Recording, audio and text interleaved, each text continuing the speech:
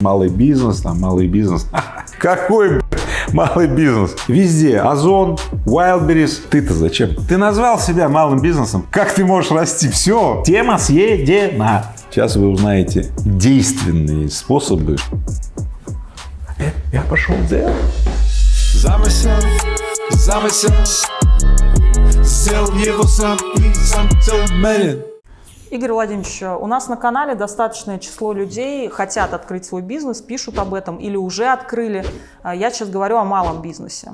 Но при этом, учитывая то, что на рынке происходит, это большие платформы, корпорации, есть ли шанс сегодня у малого бизнеса? Шансов практически нет. Сегодняшнее выживание малого бизнеса – это, грубо говоря, случайный процесс. То есть это возможно, но это скорее исключение. Внешняя среда очень недружелюбна к малому бизнесу сейчас, невзирая на все множественные заявления. Малый бизнес, там малый бизнес. Какой малый бизнес? В 90-е можно было на рынок выйти, сапогами торговать, и много денег делать, потом взять эти деньги, реинвестировать во что-то еще. В 2000-е еще оставались ниши. А сейчас какие ниши? Везде Озон, Wildberries, еще что-то там. Все, ты куда ни пришел, там платформа. Платформы в отношении любого малого бизнеса могут сделать ценовые воронки. Обкладывают его, пока малый бизнес не сдохнет. Потом сдох, они повышают цены и все такое. Какие шансы? Ты должен встраиваться в какие-то большие системы, должен платить дань. Раньше бандитам платили один раз в месяц сколько-то, и все. А сейчас за каждую транзакцию платформы. Все-таки речь должна идти о чем-то другом. Невзирая на всю токсичность внешней среды, которая сейчас, все-таки что-то другое должно быть у людей, которые стартуют малый бизнес. Я могу об этом рассказать позже. Вы сказали, что платформы, по сути, убивают бизнес, но часто говорят о том, что они как раз и дают ему возможность. Раньше надо было открывать свой офис, какой-то склад держать, теперь всем занят там Wildberries и Озон, в том числе он занят там продажами твоими, ты этим не занимаешься. То есть это обман? Нет, всегда, когда кто-то чем-то занят, то ты-то зачем? Все. Какое-то время там тебя используют для того, чтобы ты породил новое товарное направление на Wildberries.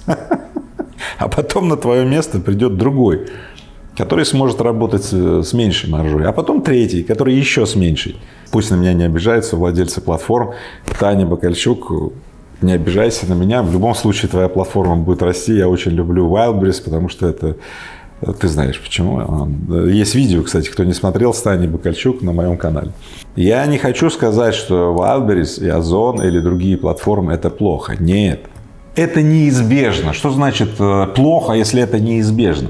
Мир идет по пути тому, что транзакционные издержки в торговле должны сокращаться. Большие платформы резко сокращают транзакционные издержки. Да, но я говорю о том, что это приведет к массовому вымиранию малого бизнеса, который не успеет трансформироваться. А я скажу так, никто не успеет трансформироваться, потому что люди не научены трансформироваться. Они встали, у них что-то получилось, и они будут стоять, пока не умрут. Да? Не физически имеется в виду, а бизнес, дело их умрет или загаснет, да? Только тогда они будут думать, что делать. Это есть особенность малого предпринимательства в России и вообще людей в России. Люди не думают наперед на несколько ходов, а зайдя в какое-то состояние, когда у них чуть-чуть сложилось в жизни, доход чуть-чуть появился или то, они склонны это зафиксировать. И тем самым подготовить для себя ловушку этого успеха или смертельную ловушку. Потому что самая опасная ситуация – остаться в том состоянии, в котором ты остался. Надо постоянно расширять доход, надо постоянно расширять бизнес. И малый бизнес, который о себе думает как о малом бизнесе, он обречен именно потому, что он думает о себе как малом бизнесе, потому что он не ставит амбициозных идей стать средним бизнесом, вырасти. Ты назвал себя малым бизнесом, понял? Как ты можешь расти? Все. Это приговор. Да. Значит ли это, что мечтать просто о своем малом деле уже не приходится? То есть какой-то маленький магазинчик, это все, закрыта тема? Сразу тебе говорю, пусть твой маленький свечной заводик или маленький магазинчик ассоциируется для тебя с маленьким гробиком.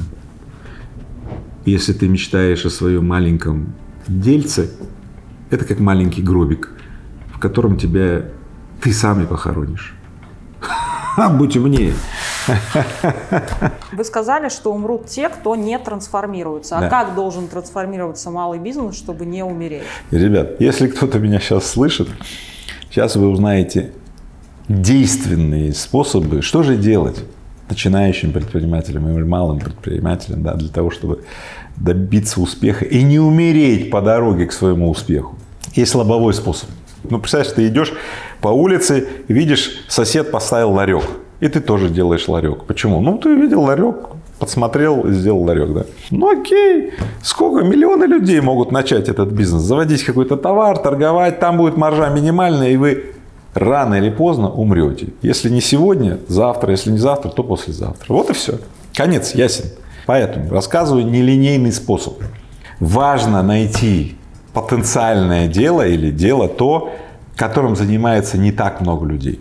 А как это найти? Что, сидя в кабинете или занимаясь товарным бизнесом, которым занимаются все? Или что? Или пойти в Сколково учиться? Или в Стэнфорд? Наилучшим способом нахождения товарной, продуктовой, деловой ниши является следующее. Важно пойти в среднюю или крупную корпорацию, долго в ней на разных позициях быть, да, исследовать, разведывать, проникнуть во все самые секретные лаборатории. Верой и правдой служите компаниям первые 5 лет, вторые 5 лет тоже служить, но подсматривать, что плохо лежит. Ну, я не говорю стырить, да, я говорю заимствовать. В рамках закона. В рамках закона, да. Где подсмотрел идею о своем бизнесе я? Ну, мы с Сергеем, с моим партнером. В другой компании подсмотрели. Мы пришли, нашли там ребят, которые нам рассказали, как это делать, эти чертовы кровельные материалы. И нас же убедили, что, ребята, если у вас есть возможность сделать эти материалы, сделайте это. Ну как мы оказались на этом заводе, где встретили этих ребят? Мы оказались, потому что мы стали кровельщиками, мы стали крыть крыши, мы закупали материалы, мы ходили по тропинкам, по которым, ну, не ходят обычно люди, понятно? Кради как художник, вдохновляйся, заимствуй, копируй. Ты! Да как тебе угодно, только, пожалуйста, да, не сиди и не повторяй, как Хрюша-повторюша, пирожки у метро. Или товарный бизнес на платформах. Ну все, тема съедена, понимаете? Тема съедена. А что вот этой огромной компании мешает самой это сделать своими огромными ресурсами, а не человеку, который там маленький, пришел и ресурсов этих не имеет? Хороший, кстати, вопрос. Представьте себе короля, царя. Царь империи. Ну, крупная корпорация, она похожа на государственную структуру, где есть там царь, где есть там правительство, ну, в общем, президент. Царь, правительство — это какое-то правление там, или топ-менеджмент и так далее. Представьте себе этого царя. Да у него целая страна, понимаете, и все его, понимаете, все его. Слушайте, у него столько проблем, у него какие-то заводы, фабрики, пароходы, люди, политика там, геополитика, вы понимаете, да? Топ-менеджеры постоянно собачатся, потому что делят поля на влияние и так далее. Им просто не до того, что там в какой-то лаборатории какой-то там голова человек придумал какую-то идею. Во-первых, они не поймут эту идею. Чем выше к царю, тем больше отсутствие понимания, ну, технологий, там, продуктов. Ну, потому что не надо, люди заняты другим. В результате, ну, кому там до этой лаборатории, в которой открытие сделали, например, Computer One в лаборатории Hewlett Packard. Ну, кому там до этой Hewlett Packard? Hewlett Packard тогда была монстром. Эта идея лежала на полке в лаборатории, вот, на самом видном месте. И Стив Джобс, когда на экскурсии в этой лаборатории был, он просто увидел, сказал: я пошел делать. В крупных корпорациях, в средних, которые, ну, успешны, там много всего, но у них, поверьте, есть чем заняться. Есть. Но у них тогда они заняты арбузами. Ну, то есть арбузами — это значит большими возможностями. Они, ну, редко доходят до яблок и груш. И уж вообще практически никогда не доходят до гороха и вишенок. Однако для них это горох и вишенки, а для конкретного человека, который малый предприниматель, это ого-го чего. В каких сферах сейчас лежит вот эта возможность для малого бизнеса? То есть куда идти, где брать эту уникальность? Если товарный бизнес, мы понимаем, что это не уникально, то вот в каких сферах лежит эта уникальность? Огромное количество таких ниш. Например, игровая индустрия. эмуляция сред, в которых проводят время люди. Дети, взрослые, все больше и больше проводят в играх. Два парня, Игорь и Дима Бухманы, мои товарищи из Вологды, да? Сейчас, ну, по-моему, их состояние оценивается уже 20 или 30 миллиардов долларов. Игры. У них всего 4 игры, в которые играет 6 миллионов людей в мире, и постоянно какие-то деньги там платят за эти игры.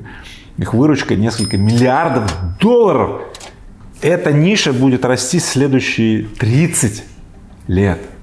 Ну да, вам тут для размещения игр тоже нужно будет пойти в какой-то супермаркет, в App Store там, и так далее, в игровые маркетплейсы. Ну, там есть тоже свои маркетплейсы, но эта штука, она требует от вас интеллекта, а не хрюши, повторюши. Все другие пути тоже есть, да, но они более рискованные и менее вероятные. Вы сказали, что надо подсматривать у компаний, что у них там где плохо лежит. Но очень часто корпорации подсматривают, что на рынке уже хорошо лежит. То есть сидят там два парня, разработали классный продукт, пришла компания Google и купила у них его. К вот этой вот истории, системе вы как относитесь? Это good, это хорошо, или это наоборот обрезает крылья тем ребятам, которые могли бы стать, например, вторым Гуглом? В каждой компании, будь она крупная или небольшая, или малая, или средняя, неважно, в здоровой компании компания постоянно смотрит по сторонам и смотрит, чем бы еще поживиться. Просто у крупных компаний, типа Google, там, не знаю, Яндекс, Mail.ru, вот, например, в России, ну, у них обзор больше, и поляна, где они постоянно чем-то поживляются, больше. Для небольших компаний, для тех, которые реализуют какой-то продукт, это как раз-таки замечательный шанс сделать экзит. Ну, так по-английски называется, выход. То есть, создав какое-то дело, которое привлекательно становится, например, для Mail, продать им, заработать деньги, сделать экзит, получить наличный. Ну, во-первых, зафиксировать свой предпринимательский статус – это очень, ну, такая важная история, психологическая история. Во-вторых, иметь деньги на больший размер следующих экспедиций. Более того, я бы так сказал, в России не очень достаточен рынок вот этих вот покупок. Хотелось бы, чтобы Яндекс или Mail или другие крупные корпорации чаще покупали кого-то, потому что в России кретинизм определенный присутствует со стороны Сбербанка, со стороны, ну, Яндекса, ну, пусть на меня не обижаются, но со стороны вот Технониколя, да, кретинизм. В чем он выражается? Что Mail, Сбербанк, Технониколь, крупнейшие корпорации, они предпочитают все делать в доме, ну, то есть хозспособом, сами. И вот это сильнее бьет по экосистеме. Потому что, ну, представь себе, да, когда Сбербанк, подсмотрев что-то у кого-то, решит это дело, ну, сам сделать. Сам факт начала вот этой истории и вливания денег создает такую дикую конкуренцию в этой нише для той малой компании, что та компания может, ну, в этот момент легко умереть. Нам надо чаще прибегать не к способу создания чего-то в корпорациях, да, а сделать такой так называемый распределенный R&D. Смотри, как это устроено. Это очень интересная история. Как я уже говорил, первые 5 лет человек служил компании, да, потом вторые 5 лет тоже служил, но подсмотрел, что делать, горошек взял, который не использует компания, вышел из компании и за 5 лет следующих сделал очень интересный, ну, стартап и уже компанию. Только в этот момент крупная корпорация, у которой он стырил идею свою, ну, которая она лежала на полке просто, заметила это и купила уже продукт, не идею, а уже продукт реализованный, да? Представляешь, какой кругооборот идей, да? Удивительно, да? Казалось бы, находясь внутри корпорации, это все могло бы быть внутри корпорации. Но нет! Мир так устроен, что внутри корпорации царствуют тоже шаблонированные решения.